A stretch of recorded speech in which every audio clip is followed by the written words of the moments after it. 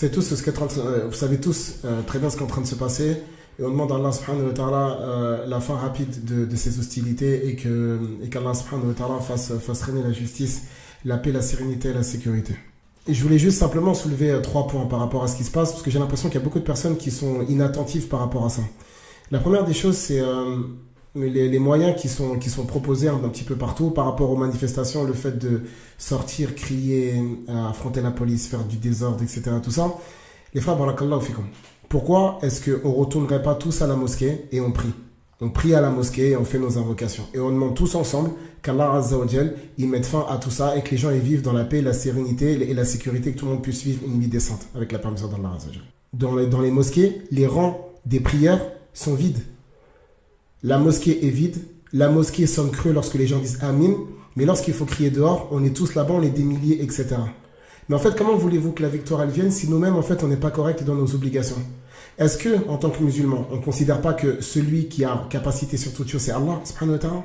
Est-ce que Allah, subhanahu wa ta'ala, dans le Coran el-Karim, il ne nous dit pas que c'est lui qui répond à nos invocations, dans la sourate 2, verset 186, dans la sourate 40, verset 60? Est-ce que c'est pas Allah, subhanahu wa ta'ala, qui est intervenu à de nombreuses et maintes reprises dans le texte du Coran el-Karim?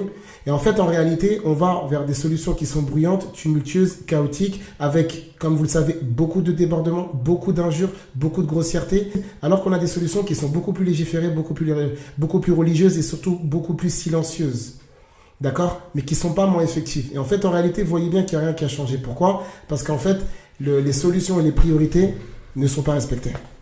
La seconde des choses, c'est que malgré tout ce qui s'est passé, notamment le séisme au Maroc et là, les événements en Palestine, je vois qu'il y a encore des musulmans qui trouvent le temps, l'énergie de se battre et s'affronter sur les réseaux sociaux. D'accord? Donc à coup de mise en garde, à coup de dénigrement, à coup d'affrontement, etc.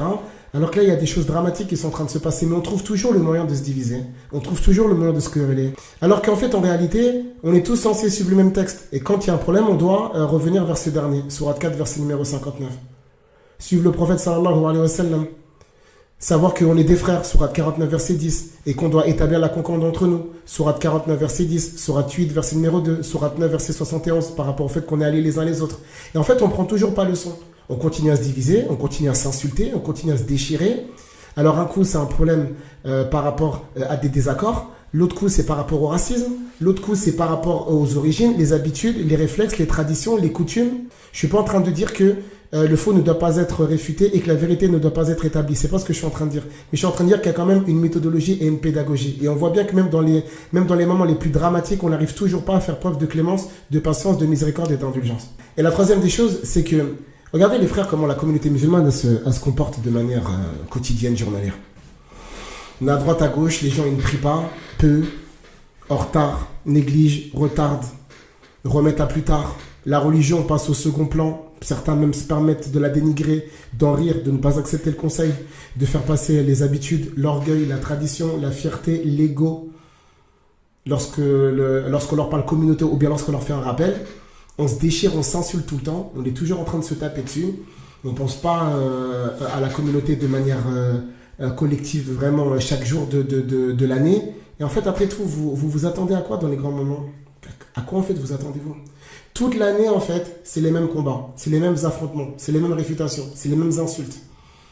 C'est le même jugement, c'est les mêmes critiques, c'est les mêmes blâmes. Mais en fait, en réalité, on est loin d'être unis, on est loin d'être ensemble. Sans dire ça, c'est quelque chose qui existe religieusement. Scripturairement, ça existe. Dans la sunna, dans le Coran, ça existe. Mais dans les faits concrets, c'est quelque chose qui a été abandonné depuis très longtemps, malheureusement.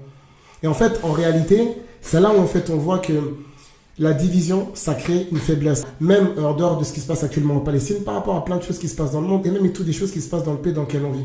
À échelle moindre, bien sûr. Lorsqu'on voit les problèmes qu'il y a sur les réseaux sociaux, lorsqu'on voit les problèmes qu'il y a dans les familles, les problèmes dans les mosquées, les problèmes dans les quartiers, les problèmes ci et là, les problèmes dans les couples, les problèmes dans le voisinage, etc. Entre musulmans, c'est une catastrophe établie et absolue. Donc en fait, en réalité, 1, à quoi joue-t-on? 2, à quoi pouvons-nous nous attendre dans une telle situation? Est-ce que plutôt que le fait de continuer à se déchirer, de s'insulter, de s'affronter et de s'opposer, malgré tout ce que vous êtes en train de voir, les tremblements de terre, les problèmes à droite, à gauche, etc., tout ça, est-ce qu'à un moment donné, il ne faut pas se poser et commencer à méditer? Qu'est-ce que Allah subhanahu wa ta'ala nous envoie comme message? Qu'est-ce qu'il attend de nous? Qu'est-ce que je dois faire? Est-ce qu'il n'est pas temps de se calmer? Est-ce qu'il n'est pas temps de se repentir? Est-ce qu'il n'est pas le temps de se réviser? Est-ce qu'il n'est pas le temps de changer? Parce que en fait, en réalité, les gens qui meurent, D'accord? Les gens pour qui la vie s'interrompt, en réalité, on va tous y passer tôt ou tard. Et la grande question, c'est qu'est-ce qu'on a fait pour cette vie qui va arriver après? Et ça, c'est quelque chose sur lequel on doit tous méditer. Fabarakallahu fikum.